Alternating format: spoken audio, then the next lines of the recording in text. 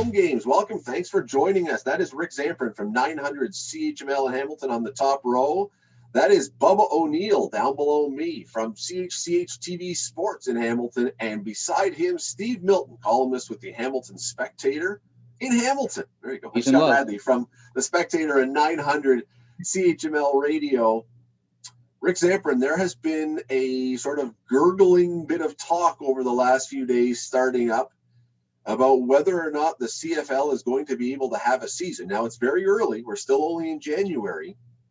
But when you consider what's happening with the slowdowns in the vaccines and the viral variants and all these other things, what's your gut say? Are we having a CFL season this year? Well, in short, I hope we do, but my gut says we won't. And there's a number of factors in that. And CFL Commissioner Randy Ambrosie sent a letter to fans a week or two ago saying that, hey, we're still, planning to have a season. We're working on it. We're getting our ducks in a row. But really, the issues that were around last year are still around, and maybe even more so in terms of these new variants. We know that Canada has a very ambitious vaccination program, and they hope to vaccinate every Canadian by this September. I think it's too ambitious. I'm not sure those deadlines are going to be met, seeing that the vaccines are entering our country at a trickles pace. The whole financial scenario is still exactly the same as it was last year, if not worse, because teams have lost money. The league has lost money. So they're in a reverse situation. Unless they get some kind of handout or some kind of bailout or some kind of big loan from the government or governments, and especially for not having fans in the stands, I can't see them doing it. It would be a crying shame if there was no season, because I've had at least Tiger Cats news for 30 straight days of signings. It seems like, because there's a press release of someone getting signed that at least it gives us some news to talk about the team. Hey, you're right. The teams are actually getting ready like there is going to be a season. And and thank God Randy's keeping us all, our inspirations up. He sent out another letter, a rah, we're going to play. At least that's better. At least that's better than it was last year when there was nothing. So we'll credit that. I said it here how many times? I need presence. I need to hear something from the commissioner. I would rather see him, quite honestly, than these penned letters that have. But they're better. They're okay. But you're right. You're right on that.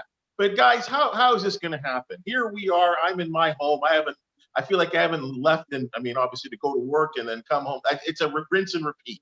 How on earth is this going to happen? We're talking about banning international travel all over again. The season is, training camp late May. I can't see it happening. And it's unfortunate. We're all four of us would be going crazy for the Grey Cup unless it's some kind of shortened season. That's the only thing I see. The vaccine is going to dominate the thoughts, or at least the path that the CFL is going to take, the way I see it from at least right now at the beginning of February. Well, here's why it is going to happen. First of all, the NHL's happened. So there's a template of some kind. Different thing, but, half of their players are not Canadian. Half, right? So it's close to what the CFL is. So there's that. But my thing that has changed, and I'll just slightly vary from Rick on this, is that a couple of things have changed economically. First of all, there were 9 different opinions, and maybe only 2 or 3 were similar to each other among owners last year during the whole thing. Now they got scared. The year off scared them because they're the only ones that didn't, and it scared them into being unified, at least on paper. So that's one. So there'll be a commitment there. Secondly, they'll get some government money. They just got to figure out how to do it a bit more on the sly, and they'll ask for less. They blew the whole process last year. There'll be ways to get that, particularly I think in Ontario, where there are 3 of the 4 Eastern teams, and the Alouettes are fairly important to Quebec.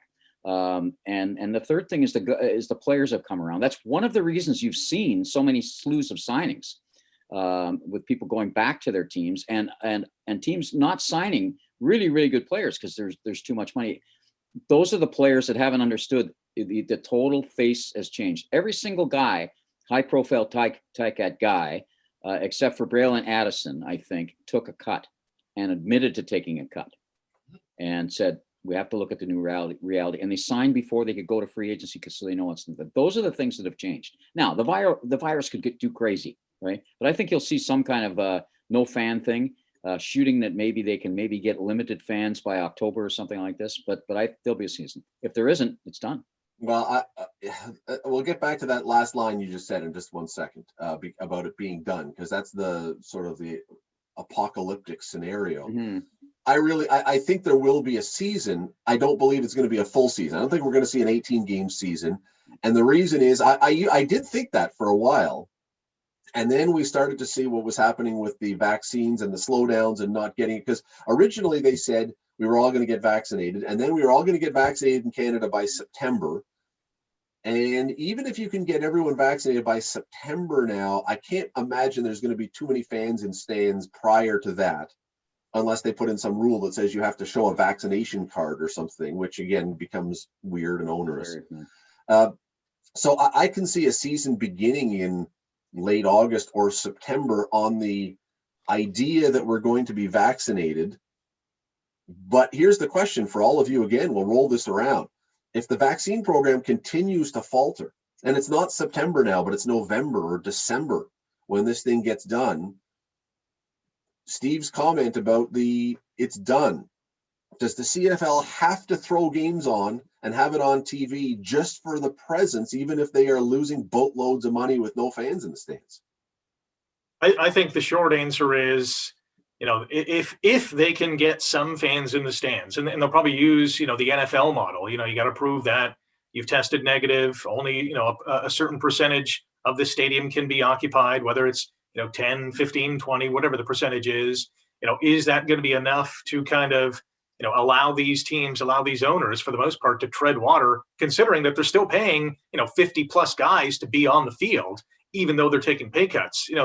That limited number of fans is not going to cover the cost of paying the players. Yeah, they have the TV deal, but still, it's going to be a hard pill to swallow. I'm not too confident. I guess what I'm saying, I'm not too confident that everyone's going to be vaccinated by September or October or November or in 2021 at all. This could spread into next year, and who knows what other kind of variants are coming on, and whether that vaccine is going to be, good enough to cover that new variant. Fingers crossed it is.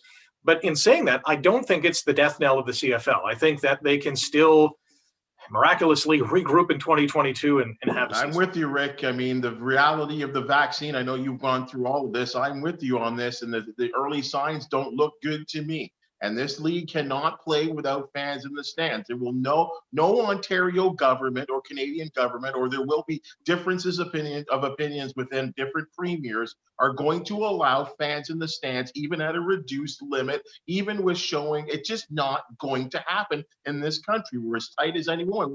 And I understand, Steve, you said there's a model from the National Hockey League and the NBA on how to do things. This league cannot adopt to that model. It's too expensive. They can't do a hub city. It's too expensive. And unfortunately, I hate to be a Debbie Downer, it's not going to happen. Is the CFL dead? No. We'll wait 2 years. It'll come back. It'll be a great epiphany. It'll be a great party. We'll all have fun and celebrate the return of the league after a 2-year break. But we're not getting football in this country this year. It's not happening. Well, I'm not sure who's to say it's too expensive. You can say it's too expensive, like in terms of how can they possibly do it. But if the owners can put up some money to do it, they're already out of pocket for all these upfront bonuses. There's not that many. There's only about 5 or 6 per team. I'm talking about daily testing. I'm talking about all the stuff that is incurred, that is extremely expensive. It's going to be there has to be some government help, and I think there will be, but they've got to figure out how to disguise it so it doesn't look like a flat out handout, because lots of industries have got that. So it's gonna be what we went back to on this program a long, long time ago that said a loan, but it's not really a loan. You never pay it back, right? It's look, the NHL now. The NHL has more teams for sure, although I'm not sure they have many more athletes when you add up all the players on all. They were saying, Gary Bettman said it's into the billions now that their losses are going to be this year. The CFL can't sustain that. It's not the same. I understand it's not the same, but Steve's right. If you have to now get government assistance, because I can't possibly see how they do it without. But as I say, I'm remaining optimistic. I can picture a season, half a season, 6 games, 7 games, something to roll you into the playoffs, something to get you in the fall. Hoping. Yeah, but so what happens with the Ontario Hockey League? Do they, Not the do they same. not do they not deserve the same funds then as the CFL? Well, that's the risk. That's the risk that you're going to run if you're a government of do you open Pandora's box and suddenly have to hand it to everybody? But you're going to, so that's where Ambrosie is going to have to make some sort of case about the special place of the CFL and the He tried that culture of already, Canada. though. He I Well, know, tried but that. he's going to have he to do didn't. better. He didn't make it do a good He's job. going to do. He's going to have to do way better. He didn't, but all the He fans. slammed. we He all sat slammed the there. barn door after the horse escaped. You make a point about other leagues, and I'm sympathetic there too, but it's not quite the same.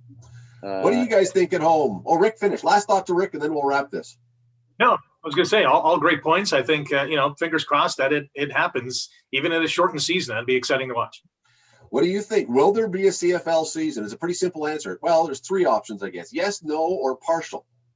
Let us know down below. Comment down below. Subscribe down below. We'd love for you to be following us here on Home Games. We do them often now. We'll talk to you soon.